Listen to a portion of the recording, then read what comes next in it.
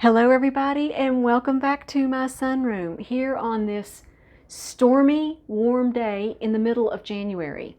We are having thunderstorms and heavy rains here today, and then tomorrow we're going to be in the mid-30s and it's going to snow. And along with that, the temperatures are going to be bouncing around quite a bit this weekend. So today I thought we'd be talking about bud blast. It's a topic I like to address in the winter, but it can also happen in warm weather as well. I do an upgrade on this video every year because once the weather starts getting cold here, this topic always comes up on my channel. It's always a good thing to keep in mind whether you're a beginner or a seasoned grower. My channel is sponsored by the Orchid Supply Store. All the supplies you see me use with my orchids and plants, the bark, the moss, the pots, the potting mixes, everything I use comes from the Orchid Supply Store. And when you place an order, remember to use my coupon code AMY for a 12% viewer's discount. Okay, so while the thunder is rolling, let's get into our topic for today. What is bud blast and what causes it? Bud blast occurs when there is a shock or a sudden temperature or humidity change to the orchid's environment. Sudden changes can cause a discrepancy between the outside and the inside temperature of the flower bud. It can also happen when buds and blooms are exposed to gases or chemicals that cause them to drop prematurely. So it's a good thing to keep in mind to keep the temperature and the humidity around your orchids as steady and as constant as possible. Because after your orchids start budding or blooming, a sudden 10 to 15 degree temperature change, either cooler or warmer, can cause bud blast. Orchids in the wild go through a very gradual temperature change, so it's wise to mimic those conditions in your home around your orchids. Growing your orchids in drafty areas is a common cause of bud blast and flowers to drop. It's a common mistake. If you grow your orchids around your outside doors, then when you open them and it's cold outside, that blast of cold air can cause the buds to blast. So place your orchids in a more sheltered place, away from the outside doors in the winter, to prevent this from happening. My sunroom doors and my kitchen windows here in my house aren't open in the winter. Those are the areas where my orchids are growing. So these windows and doors aren't used in cold weather.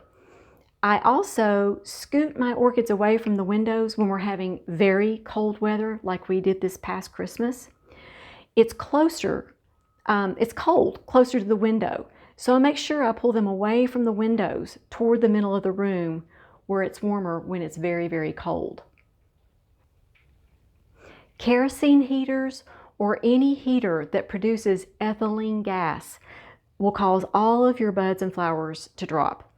A friend of mine had a kerosene heater and she put her blooming orchids around it, and the next day all the blooms had dropped. She couldn't figure out why until I mentioned this in a video, and it clicked with her what had happened. Also, placing your orchid too close to any heat source can cause bud blast and flowers to drop. Chemical exposure can cause bud blast and can cause plants damage. Air quality is something I'm always considering here in my home. I don't use any spray or toxic cleaning solutions in my home that can damage my plants. Gases emitted by fruit will cause bud blast. I was reminded by the fruity smell here of my Falmatuo King Bellina, who smells so strongly of fruit. Don't place any fruit around your orchids. Right now there's 2 or 3 orchids here on my kitchen table, and if I place a bowl of fruit on the table for decoration with them, the buds will fall off. So my fruit is stored in my pantry, far away from my kitchen table. Also, if an orchid has a damaged root system, if it has genetic problems, or if it's a weak plant in general, it will sometimes drop its buds or blooms prematurely. It takes a lot of energy from a plant to spike and bloom and sustain those blooms. And sometimes the orchid is just not strong enough to support the blooms, so it drops them. That's one of the main reasons to start with a healthy plant, because it's more likely to produce blooms for you in the future. So here's some hope and some tips if your buds have already blasted. Don't remove the spike unless it has totally turned brown, because new buds can form again on that spike. Orchids really do want to bloom for you. It's their thing. I believe that they make up for bud blast when they can. I've certainly seen it happen many times in my collection. Another thing I need to point out is that it's really considered normal for the bottom 1 or 2 buds to blast on the end of a spike. It's happened to me so many times, I don't really think anything about it anymore. Sometimes you don't do anything wrong. As a matter of fact, sometimes you do everything right and they still do blast.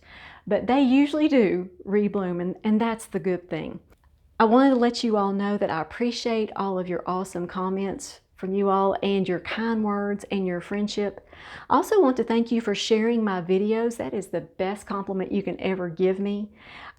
Sharing them with kindred spirits who love orchids like we do, right? So before I end the video, I'd love to say the blessing over you, your families, and your orchids. The Lord bless you and keep you. Make His face shine upon you and be gracious to you. May the Lord turn His face toward you and give you His peace. You all make it a great day, and we'll see you next time. I'll probably be in the snow tomorrow. Y'all stay warm.